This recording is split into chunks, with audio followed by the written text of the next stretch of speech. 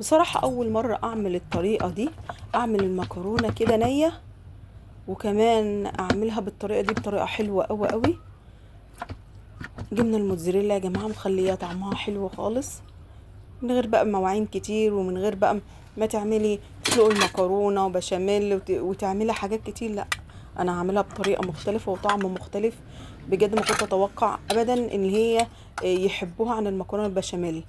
إيه، ما كنتش اتوقع ان الجبن اللي انا حطاها على الوش دي هتغير الطعم خالص، وهتخليها حلوه كده، وهتعجبهم الطريقه بتاعتي دي. في تكات يا جماعه لو ما عملتهاش المكرونه هتطلع منك حصى ومش مستويه، فلازم تتابعيني بذكر الله كده في الفيديو وتشوفي انا عملت ايه. هتجيبي البصل كده، هنقشره ونقطعه مكعبات، وهنحمره في زيت تحمير خفيف. يعني عايزه شويه بصل كده يتحمروا شويه، وبصل يبقى فيه هنا. احطه بقى على على العين كده يستوى. عم اعمل البشاميل على قد السمنه اللي هتحطيها، يعني معلقتين سمنه هتحطي معلقتين دقيق. تبع الصينيه حجمها قد ايه، صغيره ولا كبيره؟ يعني تبع حجم الدقيق اللي هتحطيه يبقى قد السمنه بالظبط. خلاص ماشي. لازم تستوي يا جماعه، بتاع في الطعم جامد قوي. كل ما تستوى اكتر كل ما يبقى طعم البشاميل طعم قوي وطعمه حلو خالص. هنقلبها نقلبها لما تحسي ان الدقيق لونه اتغير شويه. خلاص في المرحله دي هنحط اللبن. كميه اللبن بقى زي ما انت عاوزه، لو زودت اللبن هتخف وهتبقى رقيقه خالص البشاميل. اللبن قليل هتلاقيها متكتله كده وعامله زي المهلبيه. يعني بايدك انت تخففيها وبايدك انت تتقليها. اهم حاجه عندي في المرحله دي ان الدقيق يستوى كويس جدا في السمنه بتاعته. تقعدي تقلبي هتقلبي، لو اتكتل معاكي مفيش اي مشكله، المضرب ولفيه. او متكتل قوي ومش قادره، خلاص اضربيه في الخلاط شويه او في الكب، هيبقى كريمي وتحفه وجميل جدا. حط فلفل ابيض لو عندك عشان ما يغيرش لون البشاميل. لو مفيش عندك حط زي ما انا حطيت فلفل الاسمر عادي خالص، مفيش اي مشكله. والملح ظبطي الملح بتاعه. وطبعا ياخدي غلوه برضو تانية حلوه. هنرجع البصل بقى نشوف استوى ولا لا.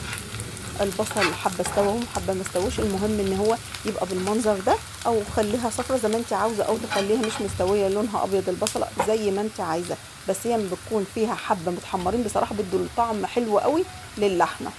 عايزه اقول كمان ان اللحمه المفرومه يا جماعه ما تتغسلش. لو غسلتيها كل الانسجه والحاجات اللي فيها والدم اللي فيها الفوائد اللي فيها هتروح كلها في الميه.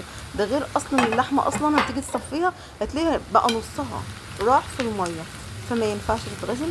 اديها كويس جدا، حمرها كويس جدا مع البصله.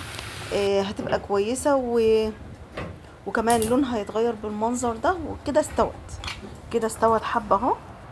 وما تغسليهاش، حاولي ما تغسليش اللحمه المفرومه عشان الفوائد ما تروحش منها. خلاص الميه كلها اللي كانت في اللحمه المفرومه راحت وبقت ناشفه بالطريقه دي. اغسلي بقى الطماطم 3 4 طماطمات كده على قد اللحمه، كميه اللحمه قليله او كتيره بالنظر كده. اغسلي حبه طماطم واعصريهم في الخلاط، وهنضيفهم ان شاء الله على اللحمه بالطريقه دي. هتكمل سواها طماطم مع اللحمه الاتنين مع بعض.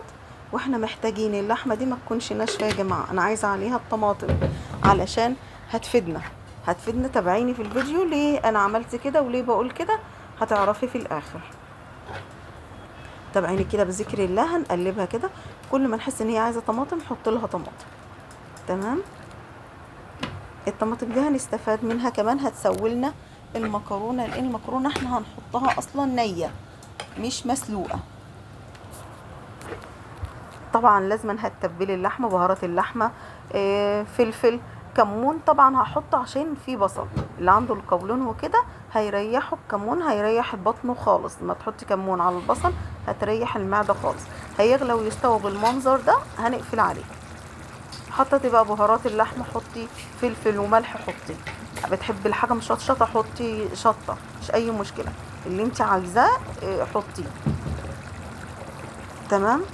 عايزه اسيب عليها الدمعه كده، مش عايزاها تنشف قوي، تسيب عليها الطماطم عشان برضو هتسوي لنا المكرونه يا جماعه هنحطها نيه.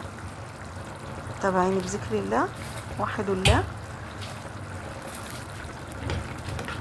خلاص هنسيبها كده على جنب تتشرب الدمعه بتاعتها، هتقل عن كده شويه. تمام. هتجيبي صينيه كده، صينيه وهنبطنها كده بالسمنه. وقبل طبعا الصينيه عندنا جبنه موتزاريلا وجبنه رومي.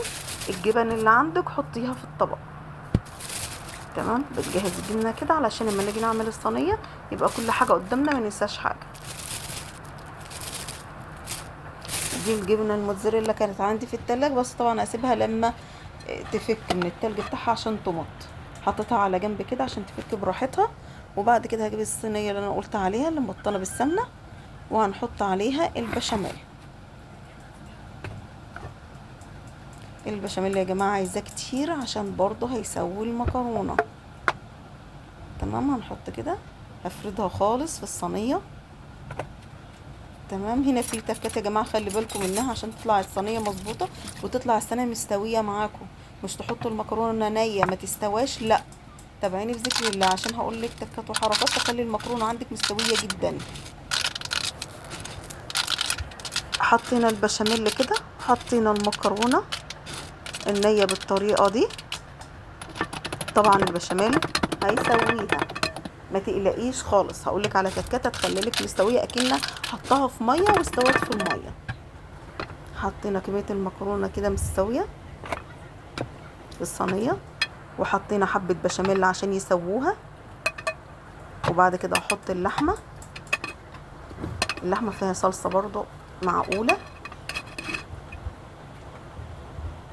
احطها بالمنظر ده واضغطي عليها، اضغطي عليها. وهنحط كمان البشاميل. البشاميل ده انا حطيته فوق اللحمه ليه؟ عشان يسوي المكرونه اللي انا لسه هحطها. تمام. يعني هي المكرونه هتستوي في البشاميل، عشان كده تلاقيها كلها بتمط في بعضها كده وطعمها جميل جدا. الطريقه دي حلوه جدا يا جماعه، بس فيها تكات لازما تعمليها علشان المكرونه تستوى. لسه هقول لكم عليها. نحط المكرونه كده خلاص. تمام. وهنحط البشاميل. شفتوا حطيت كميه بشاميل قد ايه؟ طعمها خرافه يا جماعه.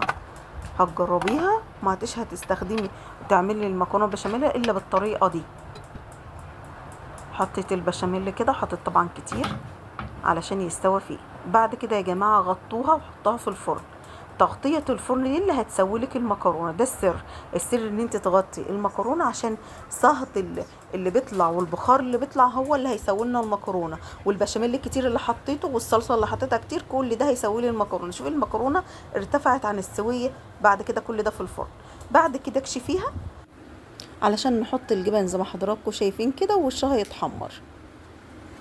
حطينا كده الجبن، جبنه رومي، موتزاريلا، اي جبن عندك حطيها على الوش.